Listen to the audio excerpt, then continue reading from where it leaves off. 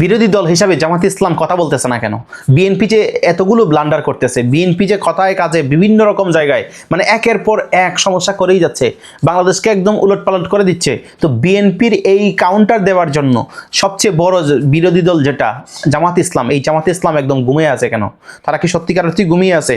অপরদিকে তো এনসিপি একদম মাটকা ফায় ফেলতেছে। অনেকেই বলতেছেন যে এনসিপি নাকি একদম বিরোধী দল হিসাবে পারফেক্ট হয়ে উঠতেছে। জামাত ইসলামী নিরু, জামাত ইসলামীর কোনো শক্তি নাই, জামাত ইসলামী সব ঘুমায় আছে, জামাত ইসলাম বিএনপির ভয়ে কোনো কথাই বলতেছে না। সত্যি কি তাই? জামাত ইসলাম কেন নিশ্চুপ বসে আছে? জামাত ইসলাম কেন কথা বলতেছে না? এটা নিয়ে আজকের এই বিশ্লেষণে কিছু তথ্য দেওয়ার চেষ্টা করব। অবশ্যই এই তথ্যগুলো খুবই গুরুত্বপূর্ণ। প্রিয় দর্শক, আপনাদেরকে জানিয়ে রাখতে চাই, বিএনপি বর্তমানে দুর্নীতির মহাসাগরে ভাসতেছে।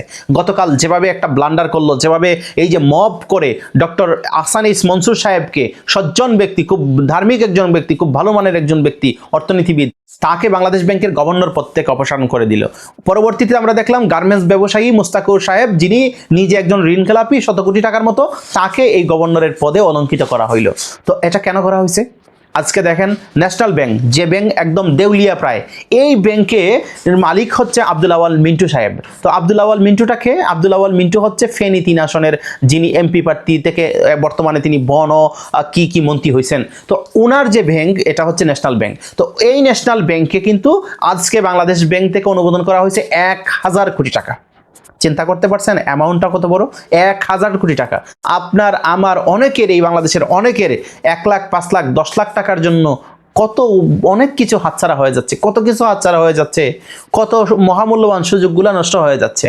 অথচ দেখেন এই বাংলাদেশের দেউলিয়া একটা ব্যাংকে 1000 কোটি টাকা তারল্য সংকট মিটাবার জন্য বাংলাদেশ ব্যাংক দিচ্ছে, অনুদান দিতেছে। গতকালকে অপসারণ, আজকে এই অনুদান। ঘটনা বুঝতে পারছেন? ঘটনার ভিতরে ঘটনা, বিশাল ঘটনা। এই জামাতে ইসলাম যে কেন কথা বলতেছে না এটা তো বলবো, কিন্তু এই যে বিএনপি কি রকম সবকিছু করতেছে, বিএনপি যে তাদের নিজের পকেটে সবকিছু ঢুকানোর জন্য যেভাবে যেখানে যা কিছু করার দরকার সবকিছু করতেছে।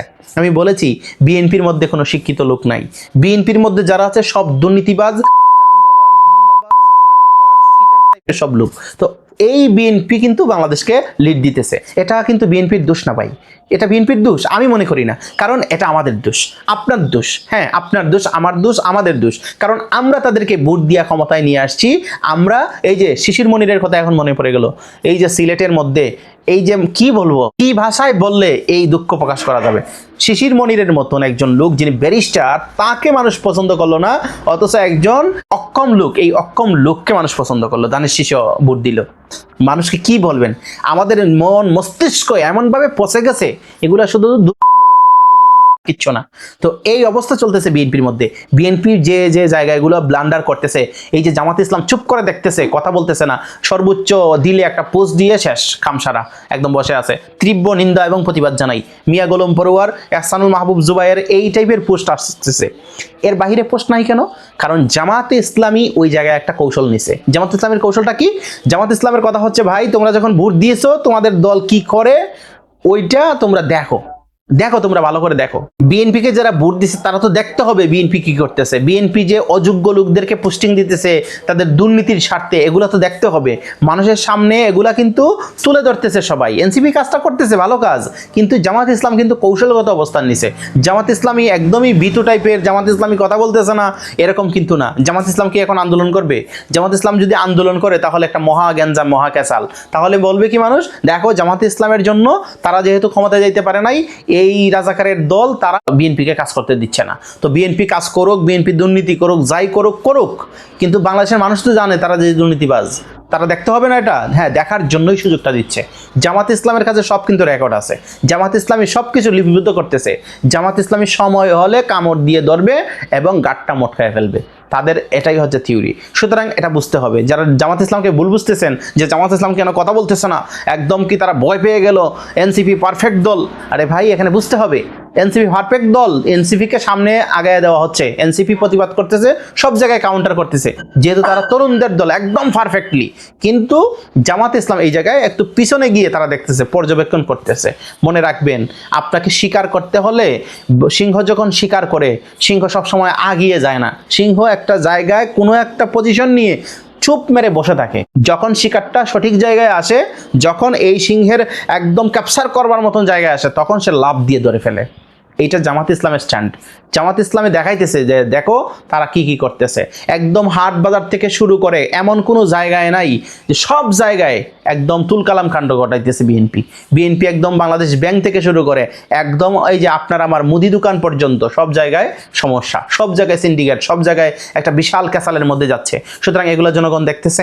জনগণ যত দেখবে, জনগণ তাদের ভুল বুঝতে পারবে, জামাত ইসলামের দিকে তাদের মনোভাব ফিরে আসবে।